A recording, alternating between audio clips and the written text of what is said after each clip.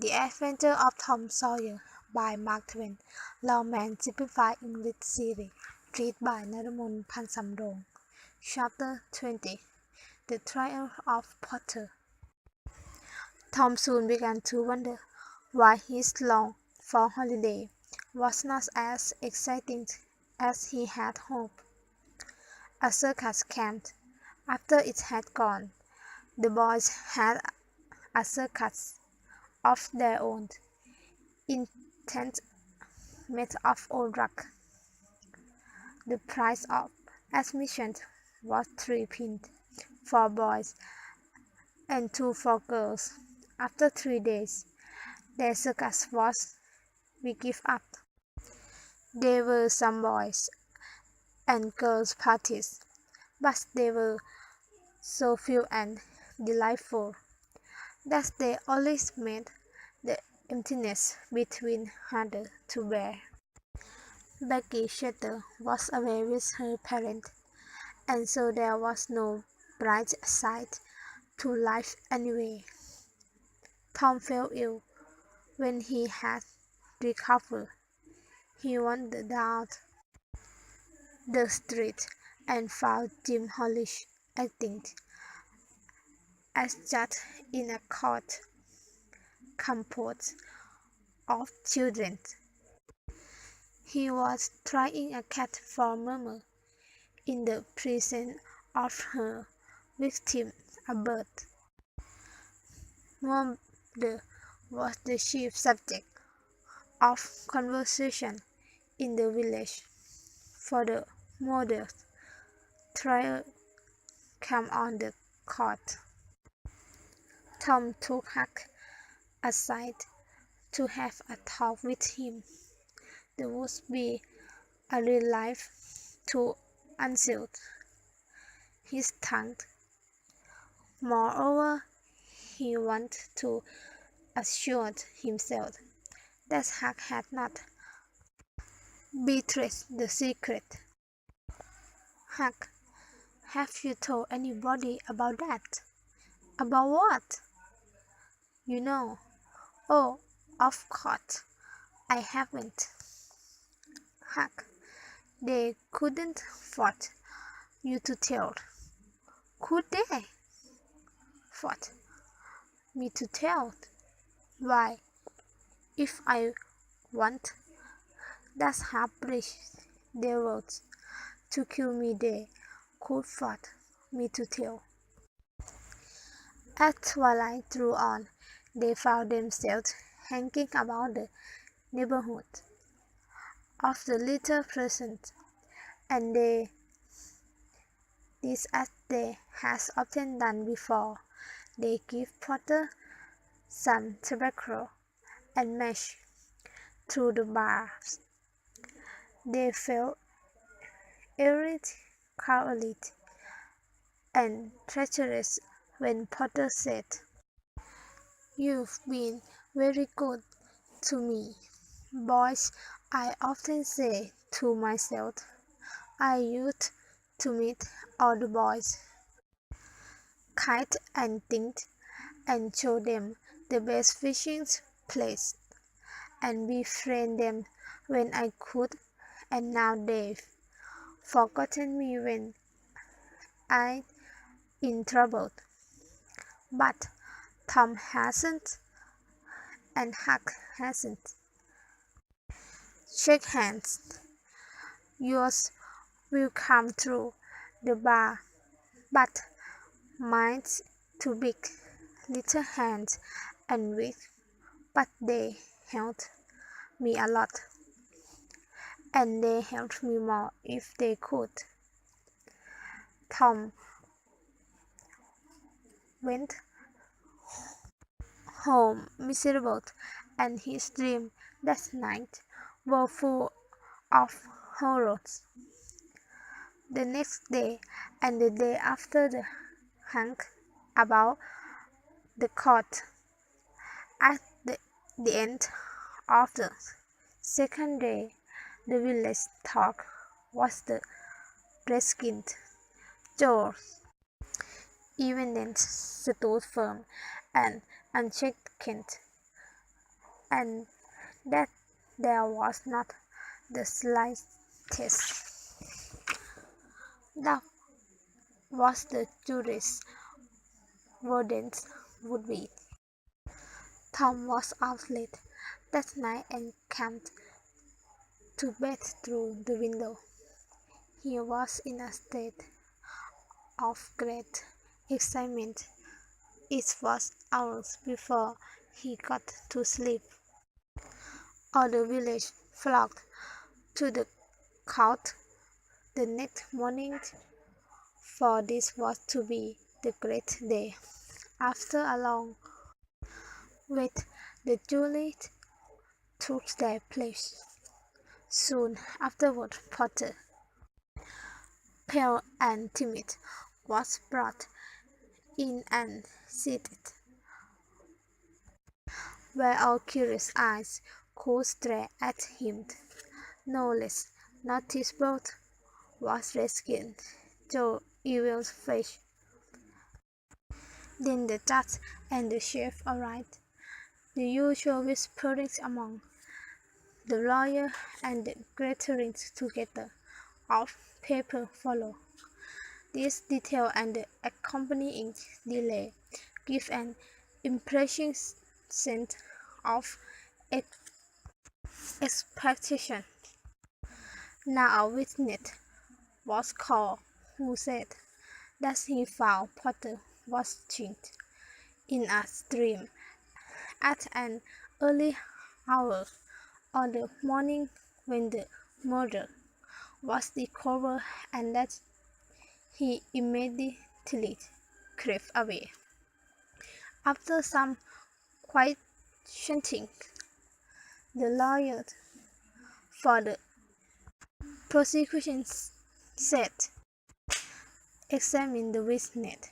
The lawyer for the defense said, "I have no question to ask him." The next witness described the finding of the knife near the body. The lawyer for the prosecution said, "Examine the witness." "I have no question to ask him," Potter lawyer replied. A third witness wrote that he has often seen the knife in Potter's possession. Examined the witness. Potter lawyer refused to question him. The face of the audiences began to show annoyance. This is lawyers meant to throw away the prisoner's life without an effort to save him. Every detail of the occurred in the graveyard that memorable morning was described by trustworthy witnesses, but none of them was cross-examined by Potter's lawyer. The lawyer for the prosecution now said, "By the oath of citizens whose word is above suspicion, we have shown beyond all possibility of doubt that this awful crime was committed by the prisoners.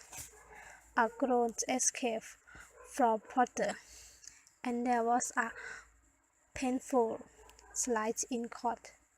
The lawyer for the defense rose and addressed the judge.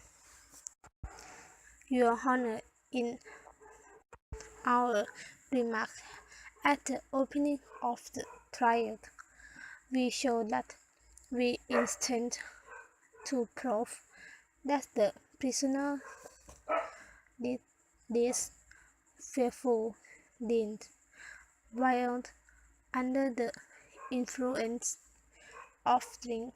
We have changed our mind. We shall not offer that excuse. Turning to the clique, he said, "Call Tom Sawyer." Everyone in court looked both amazed and puzzled. Tom, looking rather faint, rose and took his place upon the stand. He swore the oath. "Thomas Sawyer, where were you on the 17th of June about the hour of midnight?" Tom glanced at Redskin Joe's iron face, and his tongue refused to move. The audience listened breathless, but the words would not come. After a few moments, however, the boy got a little of his strength back, and he managed to push enough of it into his voice to make part of the chorus here. In the graveyard, a triad, "Louder, please. Don't be afraid." You were in the graveyard. A scornful smile passed across Redskin Joe's face. "Were you anywhere near Horace Williams' grave?" "Yes, sir." "Speak up." A triad, louder. "How near were you?" "As near as I am to you." "Were you hidden or not?" "Hidden. Where?" "Behind the tree on the edge of the grave." Redskin Joe gave a slight start. "Did you carry anything that is you?" Tom hesitated and looked confused. "Speak out, my boy. What did you take did?" "Only a dead cat." There was some laughter, which the judge chickened. "We shall produce the remains of that cat as evidence. Now, my boy, tell us everything that's occurred. Tell it in your own way. Don't omit anything, and don't be afraid." Tom began, hesitatingly at first, but soon his words flowed more and more easily. With parted lips, the audience listened to his terrible tale, and as the doctor brought the bond down and Potter felt, Redskin Joe jumped with the knife and crash! As quick as lightning, the half-breed sprang toward a window, tore his way through all who tried to stop him, and was gone. Tom was a hero once more, the pet of the old and the envy of the young. His name was even printed for the village newspaper report. The part he had played. Tom's days were days of glory, but his nights were seasons of horror. Redskin Joe was present in all his dreams, and away with a fatal gleam in his eyes. Nothing could persuade the boy to go out of door after sunset. Poor Huck was in the same state of terror, for Tom had told the whole story to the lawyer the night before the trial, and had feared that his share in the matter might be found out, since Tom's conscience has driven him to betray his oath. Had confidence in the human race has practically vanished. During the day, Potter's gratitude made Tom feel glad that he had spoken, but at night he wished that he had said nothing. Rewards were offered, the country was searched, but Reskin Joe was not found. The day went slowly by, and each day Tom felt a little less afraid.